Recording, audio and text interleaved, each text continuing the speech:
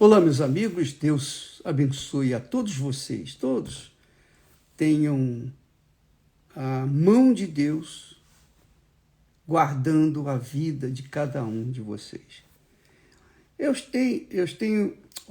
tenho falado sobre a crença, o crer, a diferença entre crer e o acreditar. Porque muitas pessoas acreditam em Deus, mas não creem em Deus. Não creem em Deus. E por isso, suas vidas são vidas fracassadas. Então, como eu posso falar assim? Eu falo assim, minha amiga e meu caro amigo, porque é o que o Espírito Santo me tem feito entender. E eu posso mostrar isso para vocês na própria palavra. Porque enquanto a crença em Deus, o crer em Deus, não é crer na existência de Deus, não. Crer em Deus não é crer que Ele existe, não. É preciso entender que crer em Deus é um casamento indissolúvel, é uma aliança com Deus. Crer em Deus significa você se unir a Deus, se ajuntar a Deus. É isso que é crer. Acreditar, quando você acredita em alguém, pode ser que com o tempo aquela pessoa venha lhe decepcionar e você desacredita daquela pessoa. Essa é a razão porque muitos casamentos, a maioria dos casamentos, são feitos na base não de uma crença de um no outro, mas na base do acreditar. Eu acredito em você. Mas eu acredito em você enquanto você for leal a mim. Se você falhar, eu deixo de acreditar em você. Essa é a natureza humana. Isso é a pura realidade. Eu acredito em você enquanto você atender a esse acordo entre nós. Mas se você falhar, eu já não acredito mais em você. E é difícil acreditar numa pessoa depois que ela falhou com você. É muito difícil. Mas o fato é que quando uma pessoa crê na outra, aí é diferente. Não há como descrer. Quer dizer, aqui no mundo, tudo é possível. Você crê e depois descrê. Você acredita e depois desacredita.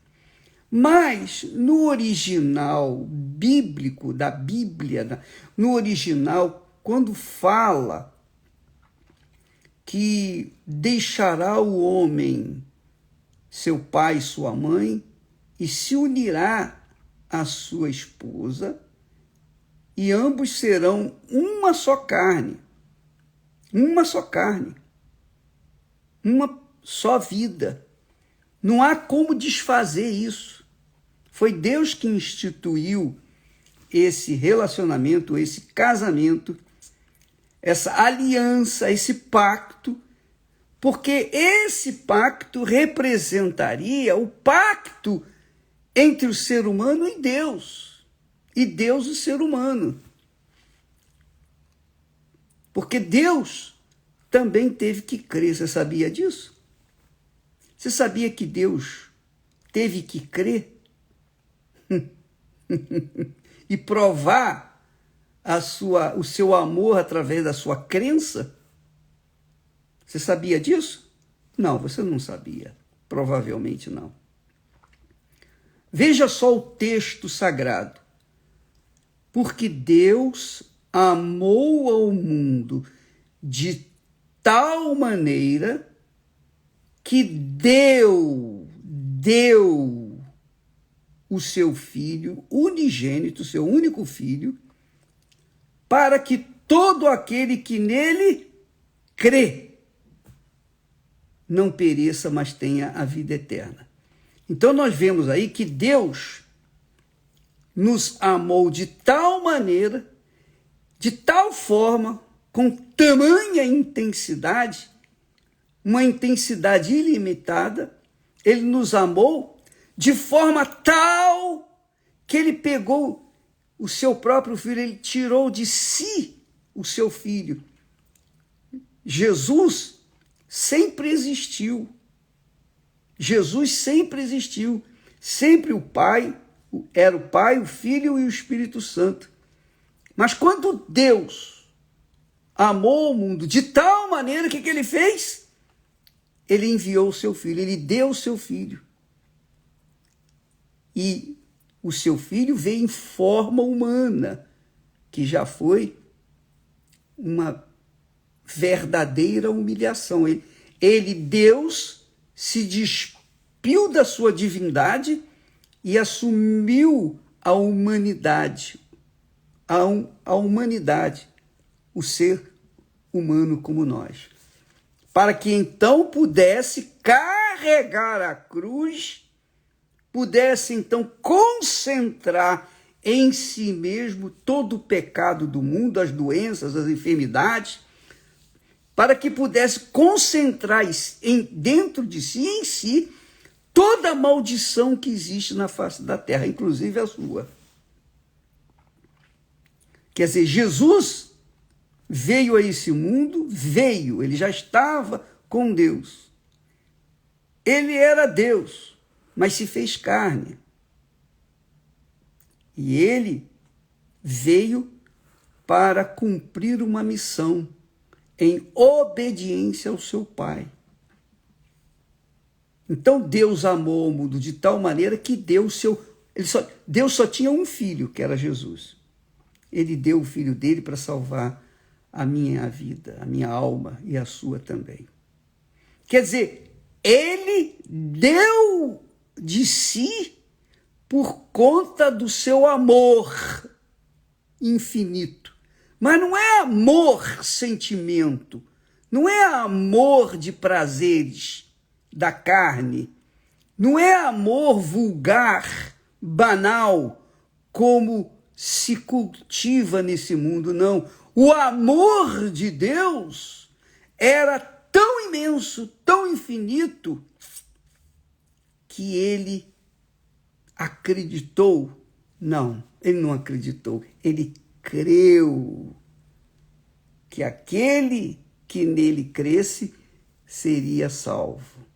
Então Deus, para tomar uma atitude de amor, ele teve que crer. Deus teve que crer.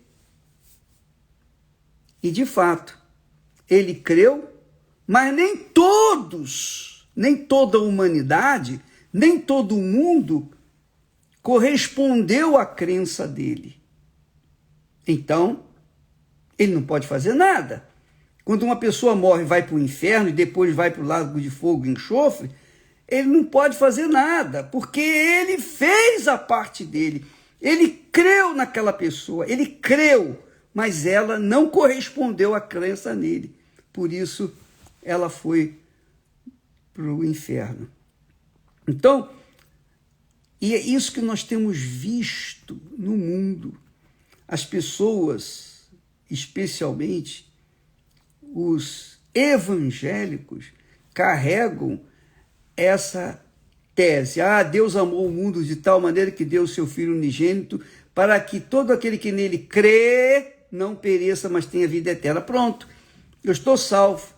Mas, peraí, Deus fez a parte dele, ele creu, ele amou de tal maneira que deu, que casou com essa ideia, abraçou essa ideia. Mas para quem corresponde? O que adianta Deus amá-lo com tamanha intensidade, minha amiga e meu amigo, e você desdenhar esse amor? Não adianta nada. Esse amor de Deus vai salvá-lo? Não, não vai mesmo. Só salva se você corresponder com ele. Isso é questão de inteligência. É questão apenas de raciocínio. Você não precisa ser muito inteligente, não, capaz, ter curso de teologia. Não, é fácil entender.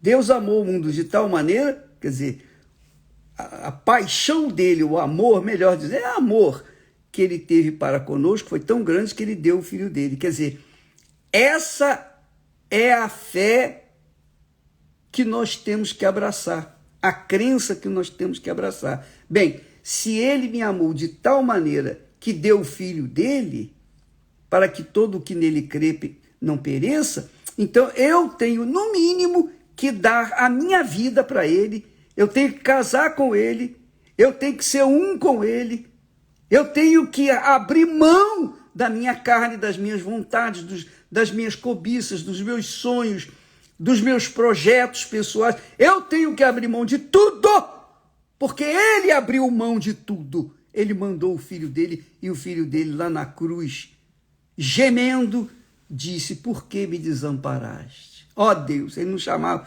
ele não falou meu pai, meu pai. Ó Deus, por que me desamparaste? E ele teve que ficar sozinho, Jesus teve que ficar sozinho, para poder agarrar a maldição que estava sobre mim e sobre você. Agora, se eu e você, se nós não correspondermos ao sacrifício dele com o nosso sacrifício, então que casamento vai haver? Que salvação vai haver? Nenhuma, nenhuma. Então, tem muita gente dentro das igrejas que crê nessa palavra. Ah, não, Deus é amor, Deus é amor, Deus é amor, realmente, Deus é amor. Mas Deus não é sentimento, Deus não é emoção, Deus é justiça. E o amor dele é tão perfeito que está atrelado à justiça. Ele não pode passar a mão por cima de ninguém. Ele não pode dar um jeitinho, não. Ele é justiça. Ele é o justo juiz. O seu trono é feito de justiça. Então, o amor de Deus vai de acordo com a sua justiça. Então, o que ele tinha que fazer para me salvar, ele fez. O que eu tenho que fazer? Eu tenho que crer. Só crer. Só crer, bispo? É, só crer. Só crer.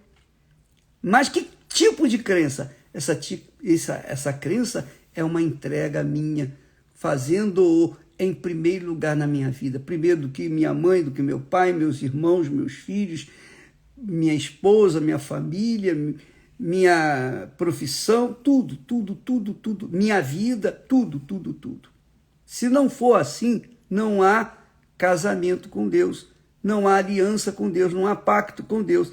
E então a minha vida fica vazia e, obviamente, eu vou sofrer as consequências de estar abandonado, de estar sozinho.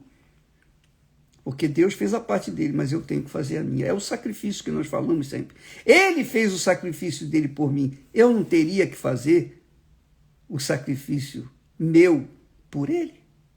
Essa é a pergunta. Por isso, minha amiga e meu caro amigo, a fé é acompanhada de atitude. A crença é acompanhada de atitude. Atitude que envolve sacrifício. E nem todo mundo está disposto a pagar o preço. Amanhã vamos falar mais a respeito disso. Deus abençoe em nome do Senhor Jesus.